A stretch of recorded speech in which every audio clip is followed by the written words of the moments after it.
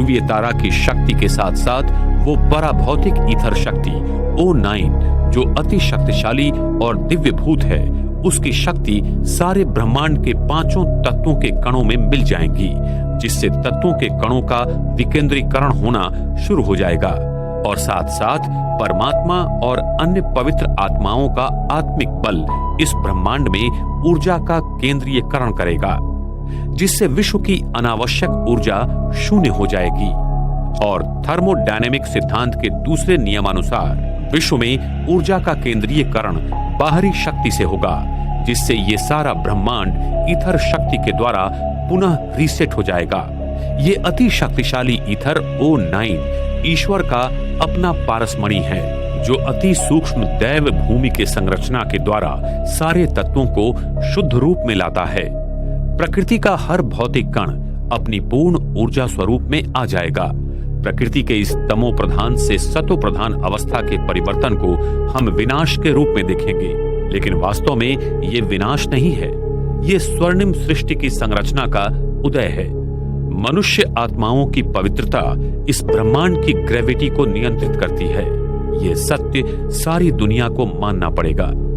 वर्तमान समय में ब्रह्मांड का ध्रुवीय तारा, जिसमें ईथर शक्ति O9 भरी हुई है, वो एक स्ट्रिंग की तरह इस धरती की ओर आ रहा है और उसके साथ साथ परमात्मा की सर्वोच्च पराशक्ति भी आ रही है, जिसके कारण सारा विश्व एक वैश्विक मोड़ लेगा और इस सृष्टि चक्र में पुनः नए स्वर्णिम युग का शुभारंभ होगा। ईथर शक्ति प्रकृति के पांचों तत्वों एवं प्राणी मात्राओं का और परमात्मा की पराशक्ति मनुष्य आत्माओं का संपूर्ण शुद्धिकरण कर उन्हें पूरी तरह से परिवर्तित कर देगी। इसलिए इन दोनों शक्तियों को लाने वाले ध्रुवीय तारा को परमात्मा का पारसमणि कहते हैं, जो सारे विश्व को संपूर्णतः परिवर्तन कर नए सतयुगी सृष्टि का निर्माण करता है। ध्रुवीय तारा धरती के नजदीक आकर फिर अपने पूर्व स्थान पर चला जाएगा, जिसे इसी समय सारा संसार प्लैनेट एक्स एवं निब्रू के रूप में चर्चा कर रहा है। वो भी पृथ्वी के नजदीक से आकर चला जाएगा। ध्रुवीय तारा के अपने स्थान पर जाने के बाद सारे ब्रह्मांड का विस्तारीकरण रुक जाएगा और साथ साथ केंद्रीय गुरुत्वीय बल शून्य हो जाएगा और ब्रह्मांड फिर अपने पहले के स्थान में आ जाएगा। सारी आकाश गंगाएं, तारे, सूर्य, चंद्र आदि पृथ्वी पर सतयुग में जैसे घूमते थे वैसे ही घूमना शुरू कर देंगे। प्रकाश की गति धीमी होने के कारण पृथ्वी के दोनों ध्रुवों पर भेजे गए सारे उपग्रह नजर आने लगेंगे। जी तथा विराट ब्रह्मांड की ये क्रिया अति विशाल और अद्भुत गोपनीय है, जिसे आज तक कोई नहीं जान पाया। ये सारे सत्य हमें आने वाले समय में प्रत्यक्ष मिलेंगे। माउंट आबू, सृष्टि परिवर्तन की प्रक्रिया का स्थान। पृथ्वी की सारी प्राचीन संस्कृतियां जैसे इजिप्ट के पिरामिड्स, ईस्टर आइलैंड, माया संस्कृति के पिरामिड्स आदि पृथ्वी के ले लाइन पर विकसित हुई हैं।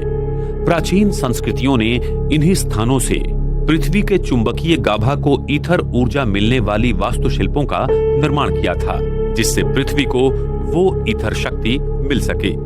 अगर इन्हीं स्थानों को एक रेखा से जोड़ा जाए तो उस पर माउंट आबू, ये भारत का स्थान अरावली पर्वत में आता है। इस स्थान के अक्षांश और रेखांश देखा जाए तो 24 नॉर्थ अंश और 72 ईस्ट अंश पाए जाते हैं।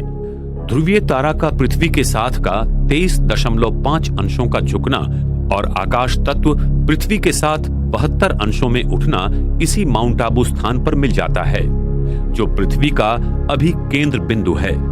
तो विश्व परिवर्तन की प्रक्रिया यहीं से शुरू होती है। जिस प्राचीन राजयोग को सीखने की चाहत सारा संसार करता है, उसी राजयोग को सिखाने के लिए स्वयं सर्वोच्च परमात्मा शिव इस माउंट आबू की धरा पर आकर सारे विश्व का परिवर्तन कर रहे हैं। प्रकृति की होने वाली विराट परिवर्तन क्रिया की घटना को हम विनाश के रूप में देखेंगे।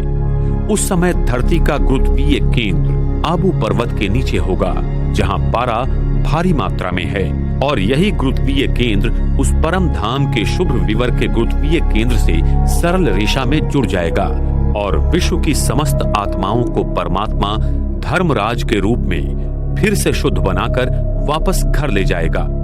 परम धाम के शुभ विवर का द्वार हर 5000 वर्ष के बाद खुलता है।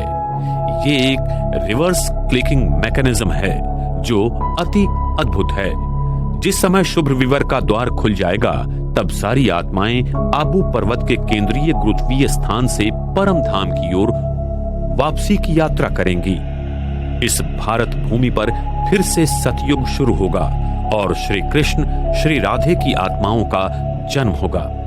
सृष्टि की फिर से हूबहू पुनरावृत्ति होने लगेगी। ये सृष्टि हर 5000 वर्ष के बाद हूबहू घूमती रहती है।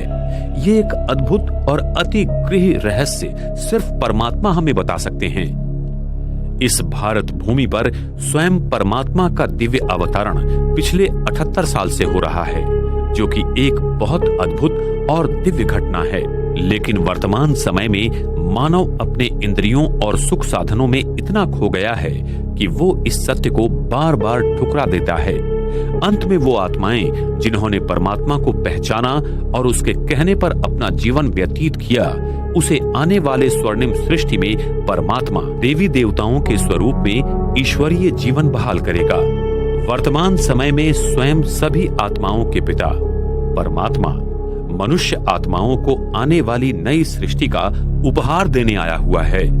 इसलिए हरेक आत्मा अपना उपहार उस परम पिता परमात्मा से लेकर स्वयं को ईश्वरीय शक्ति से भरपूर करे, जिससे इस पृथ्वी पर आने वाली स्वर्णिम सृष्टि में वो जाने के लायक बन सके तथा ईश्वर के इस महान कार्य में सहयोगी बनकर आने वाली स्वर्णिम सृष्टि का निर्माता बनकर अपना भाग्य बनाए। एक और सारी मानव जाति उस ईश्वर को मंदिर, मस्जिद, गिरजाघर में ढूंढ रही है तथा दुनिया के सारे वैज्ञानिक संशोधन कर ब्रह्मांड के रहस्यों को जानने की कोशिश कर रहे हैं, तो दूसरी ओर स्वयं परमात्मा शिव अरावली पर्वत में स्थित माउंट आबू की सुंदर वादियों में नए स्वर्णिम सृष्टि की कलाकृति बना रहे हैं। ये सत्य आने वाले समय में सारे संसार के सामने उजागर हो जाएगा। हाल ही में